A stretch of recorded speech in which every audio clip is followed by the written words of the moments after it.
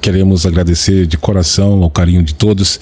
Vamos dar uma boa noite para todos que estão chegando aí no nosso podcast. Uma boa noite para os nossos cinegrafistas, aqui para o Júnior, para o nosso Ademir, também o Ezequiel, o seu Eugênio também está aqui. E as nossas convidadas da noite aqui do nosso podcast, nessa terça-feira, também está por aqui, onde nós vamos bater um papo legal, vamos conversar um pouquinho, falar do profeta Pedro II, né, da hora para a vida de Deus, alguns assuntos importantíssimos que cabe você, né, participar e interagir com a gente. Já está aqui na mesa com a gente a Aline. Boa noite, Aline, seja bem-vinda mais uma vez aqui no podcast. Obrigado, boa noite. Eu vim para acompanhar a Kátia, que as outras ficaram um pouquinho de vergonha antes de vir, então eu já estou mais acostumada agora. Daí eu vim, porque também ontem foi aniversário do pai, aí eu pensei, então é mais uma oportunidade de homenagear ele e falar dele, né? Falar mais um pouco dele. E a Kátia, boa noite, Kátia, seja bem-vinda aqui ao nosso podcast. Boa noite. É isso aí, né? Então, como eu falei, né? A gente estamos juntos aqui para mais uma vez falar um pouquinho, a Aline falou, né? Vamos falar um pouquinho sobre o profeta, porque foi uma data muito especial, né, Aline? Assim, para recordar, para a gente ver, né, os melhores momentos que ele teve com vocês. E ele partiu, mas na verdade está junto com a gente espiritualmente, né? Está intercedendo as nossas orações a Deus, está nos ajudando espiritualmente, né? Agora mais do que nunca, né? Eu estava falando para a Kátia no carro, eu vou tentar explicar um pouquinho sobre o cordeiro que a gente coloca no altar na Páscoa, que aconteceu assim. Vou começar já falando porque tem gente que acha que o pai morreu, e o pai não morreu, o pai está mais vivo do que nunca, né? Quando o pai estava doente, na Semana Santa, foi num sábado, depois do programa a gente estava fazendo, ele não estava mais fazendo, que ele tinha muita dor. Daí depois do programa começou a dor muito forte nele, ele gritava, meu Deus, né? Aí o Vitor dava morfina para ele, até acalmar ele, né? E no outro dia era domingo de Ramos. Daí no domingo de Ramos tinha aquele salmo, meu Deus, por que me abandonasse, né? Daí eu lembrei mesmo que o pai estava rezando, né? Mesmo com dor ele estava pedindo para Deus. E daí aquela semana toda eu rezei esse salmo 21. E ele faleceu depois da Páscoa, depois da misericórdia. Sim. Daí quando ele faleceu dia 27, um dia antes do meu aniversário, ele foi para a igreja, e no dia 28, que era meu aniversário, ele foi para a capela. Ele ficou o dia todo lá em casa no dia do meu aniversário. Daí eu fui pegar a Bíblia para rezar o Salmo de novo, e não era para rezar o 21, era para rezar o 20. Eu trouxe até aqui para mostrar. Salmo 20, né? Salmo 20.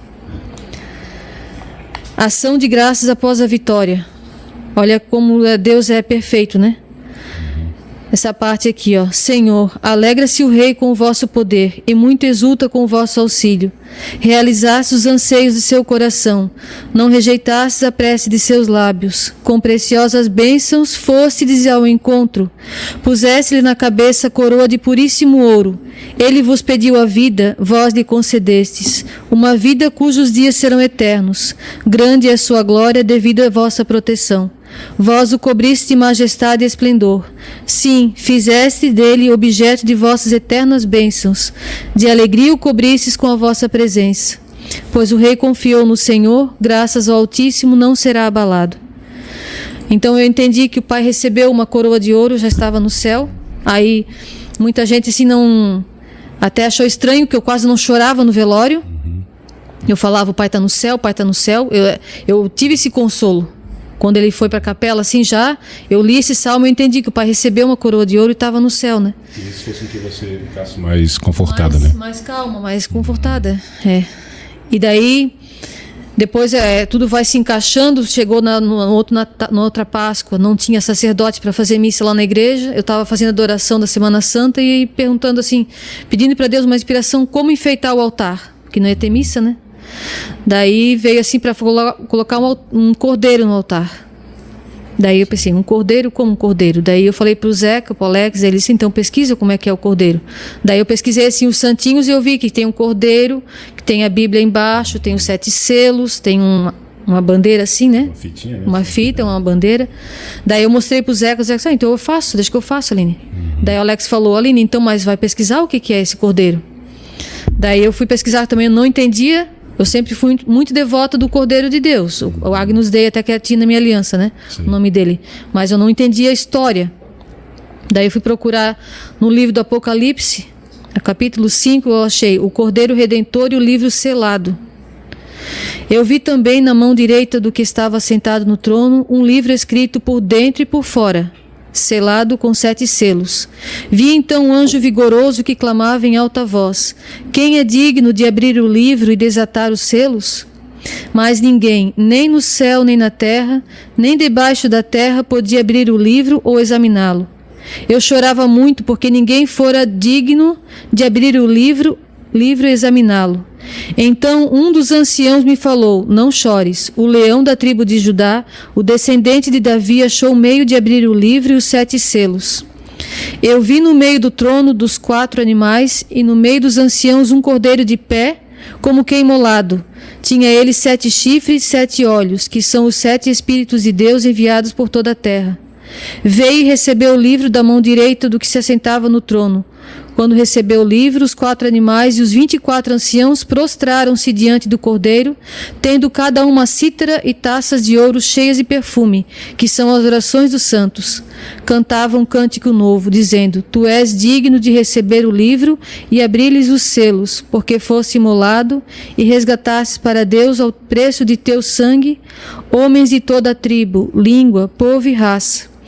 E deles fizeste para nosso Deus um reino de sacerdotes que reinam sobre a terra. Na minha visão ouvi também ao redor do trono dos animais e dos anciãos a voz de muitos anjos em número de miríades e de milhares, bradando em alta voz: digno é o cordeiro imolado de receber o poder e a riqueza, a sabedoria, a força, a honra, a glória e o louvor. E todas as criaturas que estão no céu e na terra, debaixo da terra e no mar, e tudo que contém, eu as ouvi clamar: aquele que se assenta no trono e ao cordeiro, louvor, honra e glória, e poder pelos séculos dos séculos. Os anciãos prostravam-se e adoravam. Lembra quando o pai falava: eu não sei como é que eu fui, eu não sei como é que aconteceu, mas eu já vi o trono de Deus. Não, as pessoas não chegam assim, elas se ajoelham, a roupa só aparece a mão e o pé. Então o pai já tinha essa visão. E depois que ele faleceu, eu tive essa inspiração, né, de ler o Salmo 20, que ele recebeu uma coroa de ouro, e era para colocar o altar no cordeiro, porque agora o cordeiro, como o último profeta foi para o céu, agora ele vai abrir o selo. O cordeiro vai abrir o selo, vai acontecer o Apocalipse, né? Acho que ninguém mais tem dúvida disso, que o Apocalipse vai estar se cumprindo, e como o último profeta, o último ancião já está no céu, agora tudo se cumpre, né? Tudo se cumpre. E aqui também parece uma coincidência, mas não existe ninguém digno de estar no altar. A gente não acha um sacerdote digno, né? Só está Jesus mesmo lá no altar agora. Isso é um mistério muito grande, né, que está acontecendo. Então, se você sentiu essa inspiração de colocar um cordeiro, né, no altar ali onde ele faleceu, né? Então, na assim, Páscoa, na Páscoa seguinte, na né? Páscoa seguinte. Não tinha sacerdote mais. Então é um grande mistério. Você acabou de ler a Bíblia aí e a gente vê que é uma coisa que, né, que Deus toca no coração. Do pai, que eu não lembro a data, que fala: junto comigo estarás no pórtico, né? Para o novo reino, né? A gente tem uma mensagem que fala do pai: estarás comigo junto no pórtico da entrada do meu reino. O mistério, a chave para baixo. O mistério também do brasão, que é o pai, que é o último papa, seria a chave para baixo, né? Todas as chaves eram para cima. O último iria fechar o abismo, né? O inferno. Tem essa no brasão? No brasão. A duas chave chaves, que né? veio pro pai, foi inspirado para aquela japonesa, né? Era a chave para baixo. Que agora vai fechar o abismo, né? Vai fechar o inferno. Aquela japonesa, ela sentiu uma inspiração por dentro? Eu Sim. comecei a ler uma história dela, ela pediu um sinal de uma rosa. Sim, ela teve a inspiração também da Nossa Senhora, né? A Nossa Senhora falou para ela: meu filho não tem um brasão. Daí ela também, ela não tinha muito esse conhecimento. Daí ela foi inspirada a desenhar o brasão, trouxe para o pai. Nem católica, antes ela era budista até, né? Depois que ela se converteu ao catolicismo, Dona Lúcia Makushi, né? Ela já é falecida. Ah, tá. Daí ela desenhou o brasão, tudo trouxe para o pai. Porque na época que Jesus falou para o pai que o nome dele ia mudar para Pedro II, até eu estava na cozinha, eu me lembro, o pai saiu da capela chorando bastante. O pai falou: meu Deus, agora vamos me chamar de papa, vamos me chamar de louco. Jesus quer que chame de papa. Eu disse: pai, não foi mal. Ele não queria aceitar? Não, ele tinha assim, quando foi chamado de profeta, ele já não se achava digno, né? Aí papa, mais ainda, né? E ele falava: vamos me chamar de louco. Daí eu falei: pai, mas não já chama a gente de louco mesmo, não tem importância. A gente já está diferente mesmo de tudo. As pessoas não vão entender. Quem não entende, não entende, né? E quem tem fé só aumenta, né? Só aumenta. Verdade. Mas ele sofria com isso. Ele não queria ser chamado de profeta, depois não queria ser chamado de papa. Até tinha uma senhora lá que já falecida, Dona Cristina, um dia chegou, se ajoelhou e chamou ele de Sua Santidade. Ele disse, não, assim não. Ele disse, não precisa disso. E depois a Santa Teresa d'Ávila deu uma mensagem chamando ele de Sua Santidade. Então, assim, Deus deu toda a graça para ele, mas não tirou a humildade dele, né? A humildade dele demonstra, né? Que se fosse outra pessoa, ficava feliz, se engrandecia, alegre, né? engrandecia, e ele já não achou digno de chamar de Papa, né? Aqui, ó, se a gente me deu um livro aqui que fala do brasão, né? Que ela sentiu uma inspiração e ela pediu a Deus um sinal. E fala, no dia seguinte apareceu uma única gota sobre a rosa, sem ninguém ter regado. Ela pediu um sinal, sim, né? Sobre a rosa, né? Ela fala, se esta rosa orvalhar dentro de casa, vou saber que foi um pedido de Deus, e aconteceu esse sinal. Então é muito importante, né, o que a gente lê, o que a gente sabe aí da história dele. E a gente vê, né, Aline, que ele era uma pessoa muito assim humilde, né, muito simples. Você acabou de falar que ele não queria aceitar, né, que chamasse ele de Papa e de profeta. E logo no início também, que ele também não queria aceitar, porque ele falou assim, dá esse cargo para um padre, um bispo. Então assim, a gente vê que a humildade e a simplicidade vem, né, da muitos pessoa. sacerdotes e bispos não entendem, acho que ele quer se engrandecer. A gente fazia retiro em 99, 98, até hoje ele foi com a gente lá no Retiro dos Santos Anjos, lá em Rio Grande do Sul. E a gente, assim, tem uma cautela de falar das mensagens, porque a gente não quer que as pessoas pequem. A gente ia no retiro, mas bem, assim, discreto, né? E a gente levou o pessoal da obra e já chegou lá e falou do profeta, do Papa, sabe, assim. Daí o padre já se armou todo. Ele até falou assim, essa mensagem me dá enjoo, sabe? Quer dizer, ele não queria aceitar. Não, já, porque assim, depende do jeito que fala também, sabe? Então, eles acham que é o pai que queria isso. Eles não entendem que foi Deus que escolheu. Muitos sacerdotes não aceitam porque acham que o pai que escolheu ser profeta, você escolheu ser papa. E não é a pessoa que escolhe, é Deus que escolhe, né? Verdade, isso é igual falar. Eles não acreditam nessa humildade dele. Eles acham que ele que quis ser assim. Deus escolheu uma pessoa simples para confundir aqueles que se acham sábios, né? E assim, a gente vê que a história dele é muito bonita, né? Com toda a humildade que ele passou e toda a coragem que ele enfrentou, e demonstra que deixou, assim, muito exemplo, né? De fidelidade, de amor para cada um de nós. A Kátia, a Aline já falou, o Zeca, o Alex, conta pra gente como foi esse convívio de você conviver com seu pai, a sua infância, de ele ser um profeta. Conta pra gente um pouquinho, como é que foi esse convívio, como é que era o convívio de você com ele? Lembrar da minha infância e do pai ao mesmo tempo para mim, ainda um pouco doído. Porque Dói, né? É saudade que a gente tem, né? Não tem como negar. Mas ao mesmo tempo é gostoso e gratificante saber que eu convivi do lado de um homem que eu deveria, acho que pelo menos ter honrado mais enquanto estava perto dele. E eu acredito também que acho que Deus também não deixava a gente se aproximar dele tanto para entender essa grandeza que ele já tinha, né, aos olhos de Deus. Porque tem umas passagens assim que eu guardo como uma lembrança boa e ao mesmo tempo ciumenta. Que eu lembro do pai assim, sempre fazer cafuné na Lela, sempre. É carinhoso, né? Era ela encostar no sofá e ele estava ali fazendo um cafuné na cabeça dela. Aí às vezes, eu nunca contei para as minhas irmãs, mas eu ficava pensando, mas por que o pai não passa a mão em mim como passa nela, né? Um carinho, um cafuné. Ele tinha assim como ele teve também um carinho diferente por mim, pela Aline, pela Cida, né? Todas as filhas. Só que a Lela, ele tinha um carinho especial. E depois eu fui aprendendo que o carinho que ele tinha por mim era de outra forma. Diferente, né? E conforme eu fui crescendo e amadurecendo, eu fui vendo que ele foi me olhando também, foi tendo um olhar especial por mim. E essa partida do pai me fez refletir tanta coisa, no sentido assim, ele sempre me amou, só que do jeito dele. Eu talvez que fui uma filha um pouquinho mais afastada, mais ausente, e não pude perceber isso. E não me dei ao máximo para poder receber aquele carinho que ele já estava me dando.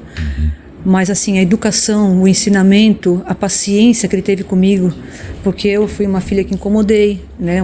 Incomodei no bom sentido, adolescente, aquela aborrecente, né? Como se fala. Sempre tem essa fase adolescente, meio complicado. Mas assim, hoje, graças a Deus, hoje eu posso dizer graças a Deus, porque no começo também não entendia, né?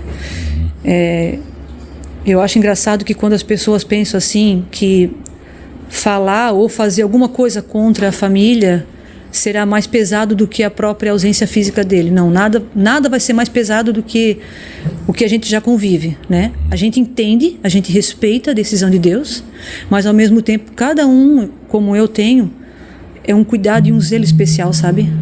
Então, quando alguma coisa mexe na gente assim, dói. Dói porque a gente sabe o quanto ele foi um pai carinhoso, um pai presente, né? Não foi um pai exigente.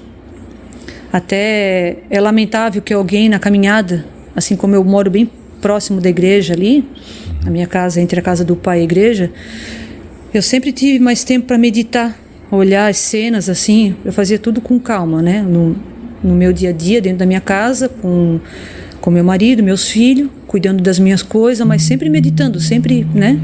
Porque não tem, não tem como tu arrancar isso que já está dentro da tua raiz, sabe? Eu tenho 46 anos hoje, eu cresci, convivi, vendo tudo aquilo, e chegar hoje na idade que eu tô e simplesmente olhar para trás e ver que aquilo foi só uma historinha, uma coisa que eu... Não, isso ali é... Sem contar que é uma família que Deus constituiu, né? É verdade. A Conceição. Isso mesmo. A família Conceição não é uma coisa que a gente criou.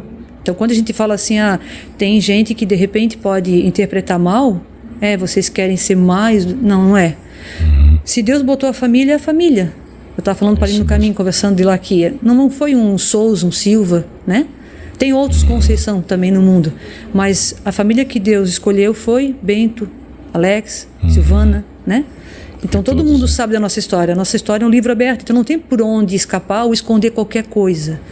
A gente tem a correria, como eu falei, eu sou casada, eu tenho filho, eu tenho meus compromissos, mas não tem como separar isso, sabe? Bem pelo contrário, eu tenho que unir cada vez mais isso.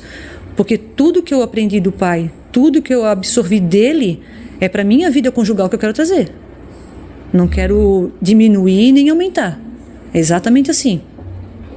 A criação que ele me deu, como eu estava falando, de algumas coisas que eu incomodei ele. Se eu ver hoje meus filhos com 16 anos, adolescente, me incomodar, mesmo que eu estoure na hora, eu vou ter que voltar lá atrás e reviver o que eu fiz com meu pai para tentar assemelhar um pouquinho a ele, para não errar, para ser aquela mãe, aquela dona de casa, esposa, sempre tentando assemelhar, mas nunca passando do ponto. E quando a gente perde, né, as estribeiras também faz parte da vida, mas assim, tentar copiar o máximo possível para